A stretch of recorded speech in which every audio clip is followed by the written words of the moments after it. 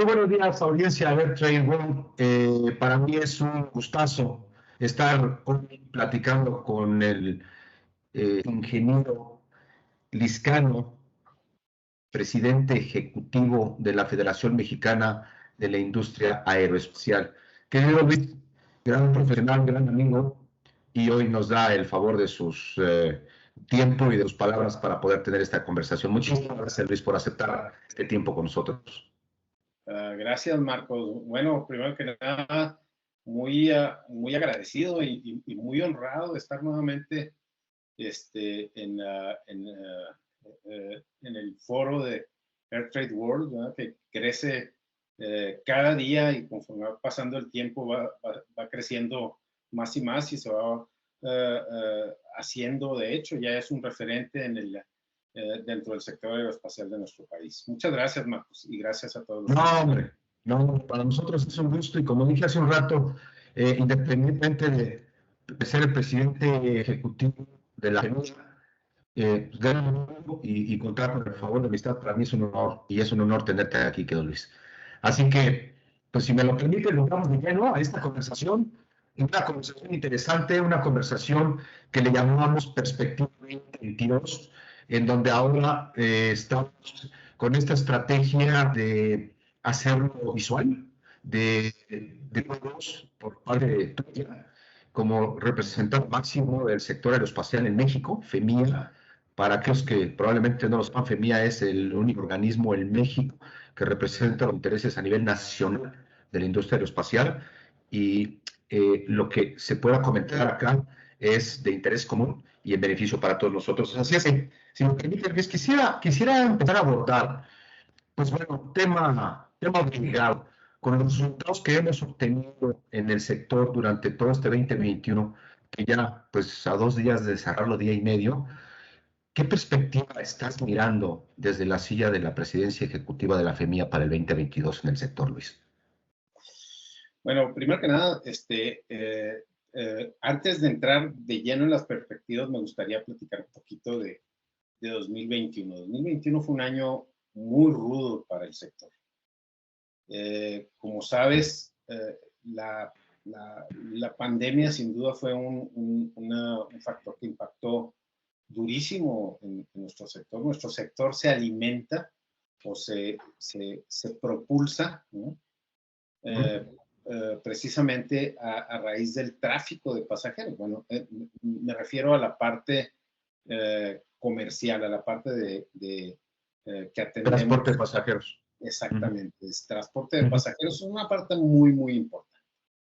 Y sin duda fue un golpe sin precedentes. Nunca habíamos tenido una crisis en la historia de la aviación como la que tuvimos a raíz de la pandemia. Y bueno, los efectos que esto produce a nosotros nos vienen con un poco de desfase, ¿verdad? Porque nosotros estamos más bien en la cadena de suministros y estando en la cadena de suministros de cuando se da la baja de la demanda de pasajeros, pues lo que sucede es que nosotros lo experimentamos algunos meses después. Por ejemplo, si la baja fuerte fue en 2020, ¿no? Que fue cuando empezó lo fuerte de la pandemia, nosotros experimentamos esto precisamente en 2021. Y fue un año muy duro. Hubo una baja de demanda muy difícil. Creo que en este año tocamos fondo. 2021 fue un año en el que empezamos muy, muy mal. Empezamos con demandas muy bajas, pero gradualmente han ido recuperándose.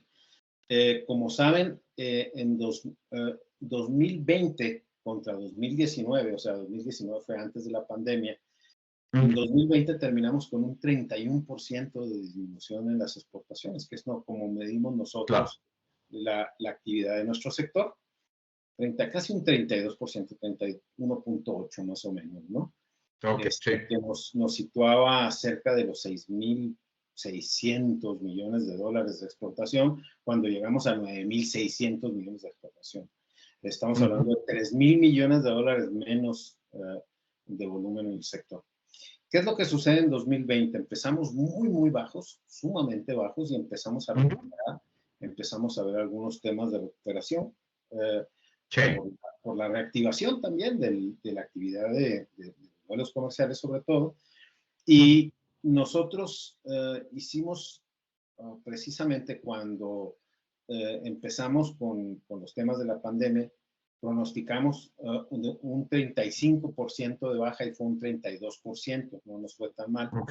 Nosotros estamos pronosticando, desafortunadamente no tenemos datos, los datos oficiales del cierre de año, porque todavía estamos, de hecho, la autoridad genera los datos con un desfase de 3 o 4 meses, ¿no? Los datos oficiales, de tal forma que el cierre de 2021 lo estaremos viendo hasta marzo o abril de 2022.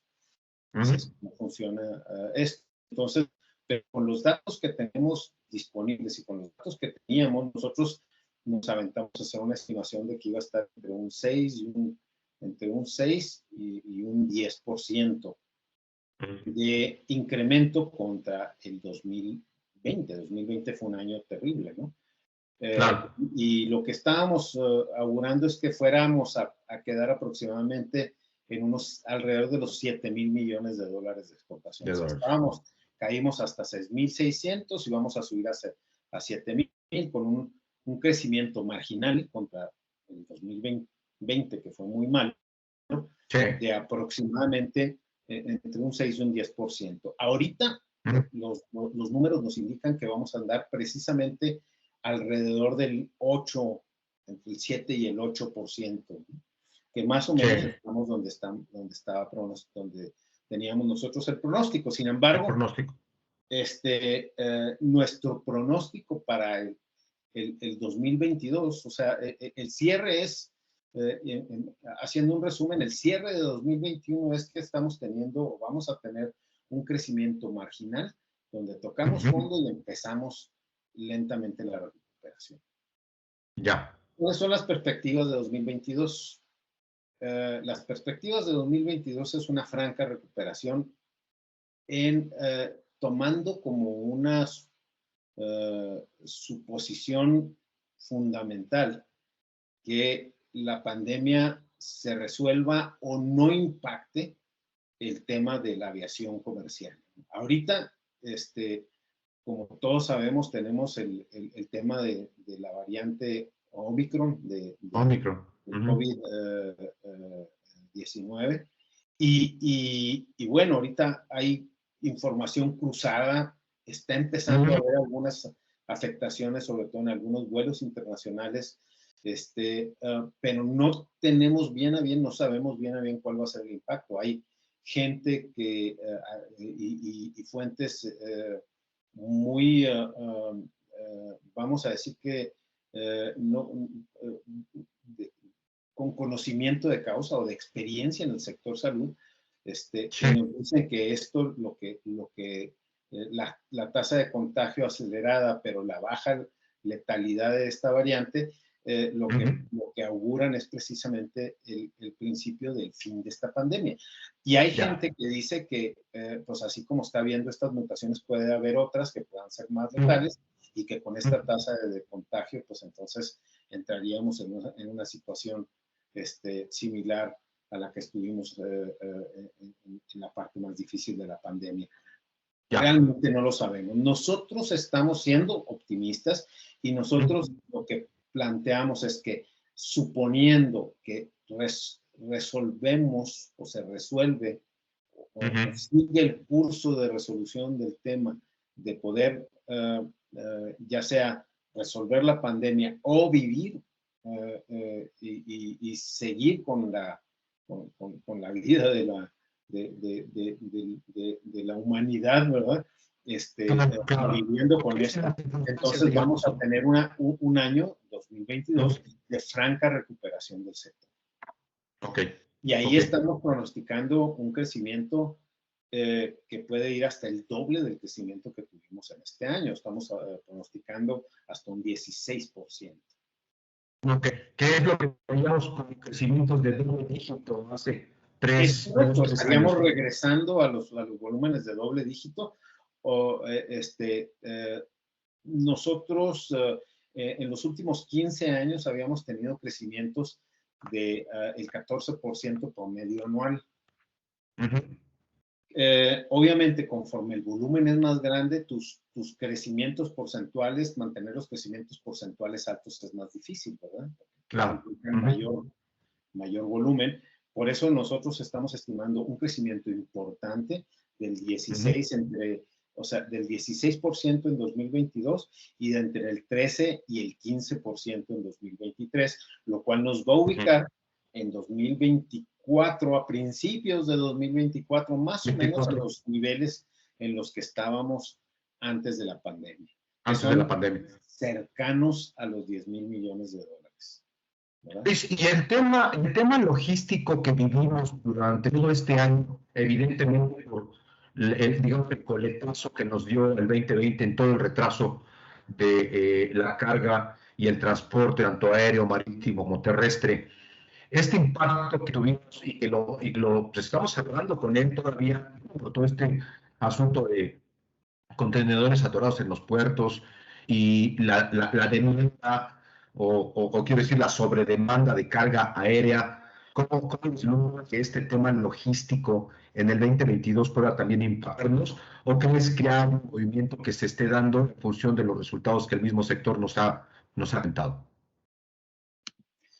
Bueno, como bien mencionas ahorita, el tema logístico es el tema de los contenedores y del transporte marítimo, el tema también del cambio. Estamos viviendo, precisamente a raíz de la pandemia, estamos viviendo un cambio de cómo la gente hace sus patrones de consumo a nivel detalle, ¿verdad? O sea, la gente está dejando de ir a comprar, y ese es un hecho, ¿verdad? A lo mejor no es una cuestión agradable para el comercio como lo teníamos conceptualizado antes de la pandemia, pero ahorita lo que sucedió es que se aceleró el tema del e-commerce, ¿no? Y eso precisamente pone también una demanda importante en la cuestión de tráfico aéreo y de carga aérea.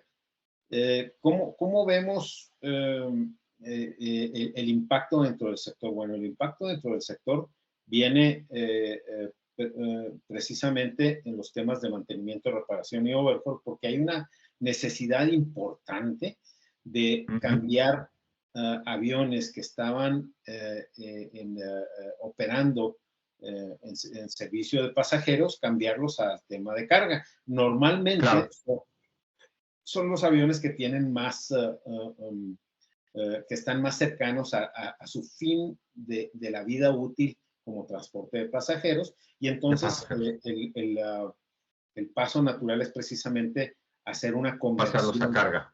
Hacerlos de carga. Entonces nosotros prevemos, estamos viendo que eso puede tener un cuello de botella en la oferta, y que va a haber oportunidades desde el punto de vista de mantenimiento, reparación y overhaul, que van a presionar eso. Nosotros en general, o sea, desde el punto de vista de demanda general de aeronaves, tal vez no alcance a impactar, pero sí a lo mejor sobre el tiempo lo que va a suceder es que conforme se empiezan a utilizar más los aviones de pasajeros, o sea, empieza a subir la demanda de pasajeros y y los aviones que estaban cercanos a cumplir su vida útil en los pasajeros ya no están porque están en cargo, entonces eso empuje también la demanda de aeronaves nuevas que va a empujar también el sector de manufactura, ¿no? Entonces, por eso vemos positivos y vemos realmente prometedores y vemos un panorama optimista en 2022 y en 2023.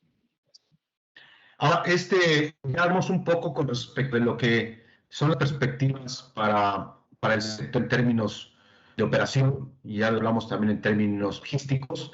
Y ahora lo que me encantaría que platicáramos un poquito es, durante este año, durante el 2021, la FEMIA se dio a la tarea de hacer una serie de negociaciones y consiguió firmar un par de convenios o algunos convenios para poder consolidar la región desde el punto de vista aeronáutico. ¿Qué puedes platicar de eso, querido Luis?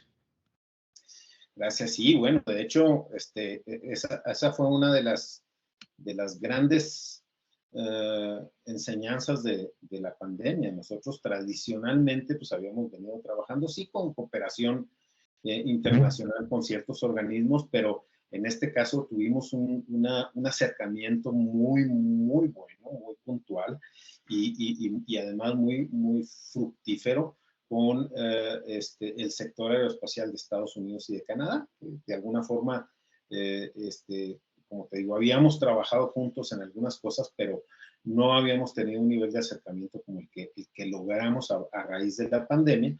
Y uno de los efectos que tiene precisamente el tema de este acercamiento es que México, a través de la FEMIA o la FEMIA, ¿no? como representante de México, fue invitado a participar en el Consejo Coordinador Internacional de Asociaciones de Industria Aeroespacial, que se conoce como ICAIA, ICCAIA, por sus siglas en inglés.